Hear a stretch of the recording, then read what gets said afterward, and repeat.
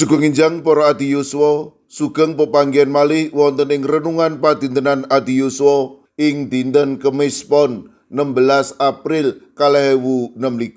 Sumangga dinten punika kita nampi jejer pengajeng-ajeng. Para adi yuswa, wonten among tani ingkang nanem pantun ing sabinipun.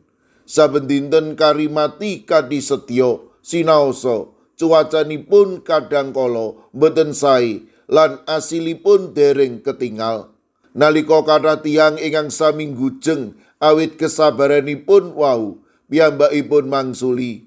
Kula pitados bilih winih ingkang kula tanem punika boten muspra.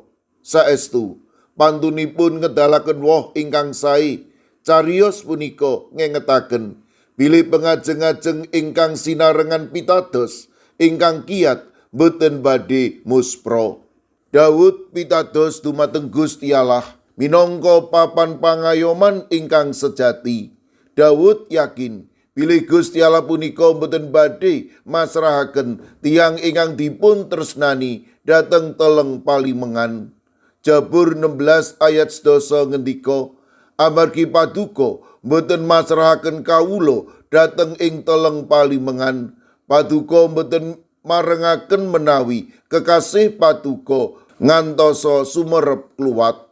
Panjenenganipun badhe paring pangayoman, nedahaken kesainan, paring panuntun, paring kabingahan, katentreman lan gesang langgeng.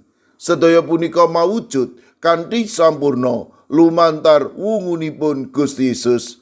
Wungunipun Gusti Yesus minangka katresnan lan panguwasipun Gusti nglangkungi pati. Wungunipun Sang Kristus dados sumbering pengajeng-ajeng kita minangka tiyang pitados. Gesang kita tansah dipun jagi lan dipun tuntun dhateng gesang langgeng sesarengan panjenenganipun. Para adi yuswa, wungunipun Sang Kristus ngiyataken kita supados tansah setya ing saklebeting pitados. Sinaosa margining gesang punika kadang ewet lan awrat dipun lampahi. Ing gesang saben dinten kita saged mujudaken kapitadosan punika lumantar tumindak ingkang bekta pengajeng-ajeng dhateng sesami.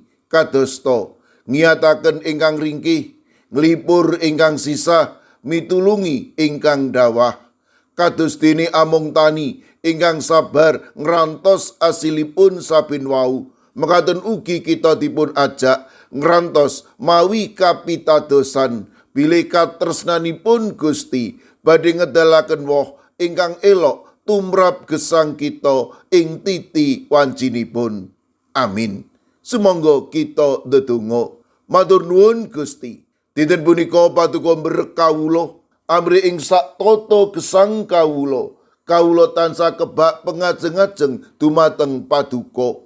Paduka berkahi para adi yuswa dalasan anak putu kawula ing pundiya papan. Monggo paduka ingkang ngrimati, paduka ingkang nuntun, paduka ugi ingkang tansah ngluperaken berkah. Kawula ugi masrahaken sawetawis sedherek kawula ing GKJ Sukorejo ingkang nembe nandhang sakit. Bapak Sobri Pranoto, Bapak Roger Antoni DL, Bapak Kadaryanto, Bapak Samuel, Ibu Tumini, Ibu Susmi, Ibu Sukarmi, Bapak Untung Basuki, Bapak Adityo, Bapak Winoto. Kawula pitados menawi paduka badhe tansah paring kegiatan lan ugi wetahing bagas kesarasan. Mirunggan kalau pasrahaken Ibu Heni wilayah Gangsal GKJ Magelang ingkang wedal sakmangke nembe nandhang sakit. Kawula pitados menawi paduka badhe paring kegiatan malakepara wetahing bagas kesarasan. Mirunggan kalau pasrahaken Ibu Priskila Runtiningsih GKJ Mertoyudan. Kawula pasrahaken Ibu Wahyu Ujianto ing GKJ Magelang ingkang nembe nandhang sakit. Sawetawis sedherek kawula ing GKJ Guntur Geni, Bapak Y Sudenal, Bapak Y Rasidal, Ibu Sartini, Bapak Ibu Supriyono, Ibu Joni, Ibu Daniel Suharyanto, Ibu Pratono, Bapak Stefanus Ngadiono. Kawula pasrahaken astama kusala waya buyut saking Ibu Sukarjo ingkang wedhasak mangke nembe ing pemulihan lan ugi nengga operasi malih. Sedherek kawula inggih kaji sragen Bapak Bambang Kristono, Bapak Joko Prayogo, Bapak Tri Nugroho, sawetawis sedherek kawula inggih kaji Magelang ingkang nembe nandhang sakit lan ugi wonten ing pemulihan. Bini Sepuh Dwi Murwanto, Ibu Bambang HN, Bapak Suparmin, Ibu Sutrisno, Bapak Joko Umboro, Ibu Ediati Sarmo, Bapak Manggu, Mbak Cilik, Ibu Pratiwi. Mekaten ugi Ibu Kristina Sri Suparwanti Ningsih ing Gunung Kidul. Kawula pasrahaken sedherek kawula inggih kaji Wonocatur, Ibu Daniel, Bapak Ujianto. Sedherek kawula inggih kaji Kabluk, Ibu Suwarti, Bapak Darmo. Sedherek Susi Artowati, Bapak Edi Mursetyo, Bapak Yosua Jimmy Paningsang, Bapak Triyoso lan Larisiena putranipun Bapak Viko. Kawula pasrahaken sedherek kawula ing pugeran, sedherek Rini Subekti, Bapak Minto Taruno, Bapak Sugiri, Bapak Rakino. Mekaten ugi sedherek kawula inggih kaji Antp Salatiga, Ibu Paini, Ibu Jumini, Ibu Juminah, Bapak Joko Wahyu Adi, Bapak Kustam, Bapak Sukiman, Bapak Slamet Mulyono, Ibu Tuminem lan Mbah Jah.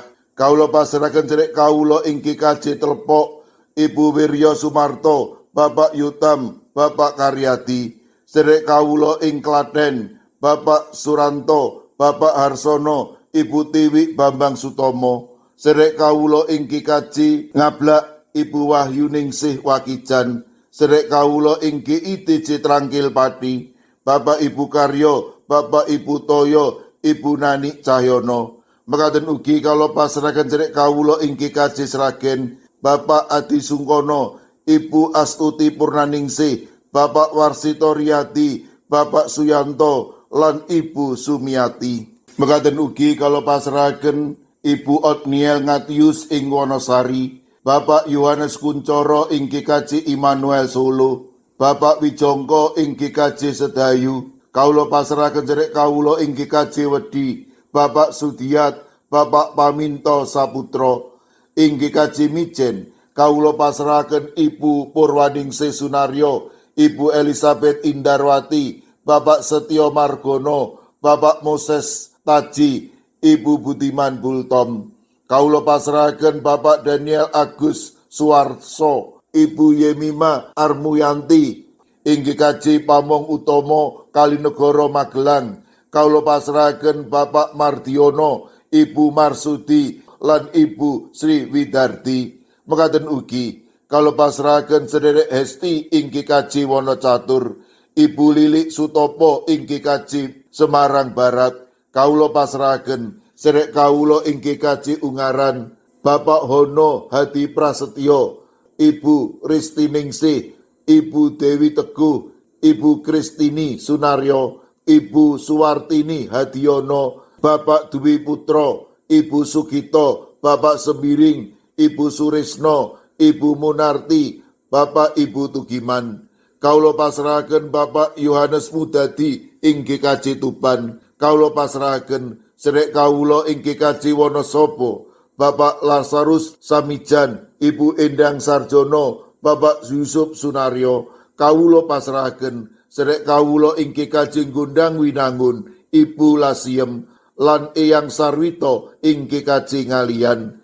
Duh Gusti, kawula pasrahaken sinten kemawon ingkang wedhasak mangke nembe nandhang sakit lan ing pemulihan. Para adiyuswa ing pundiya papan, monggo paduka ingkang reksa, paduka ingkang mitulungi matemah sedayanipun menika paduka kiyataken lan paduka paringi bagas kesarasan ingkang wetah.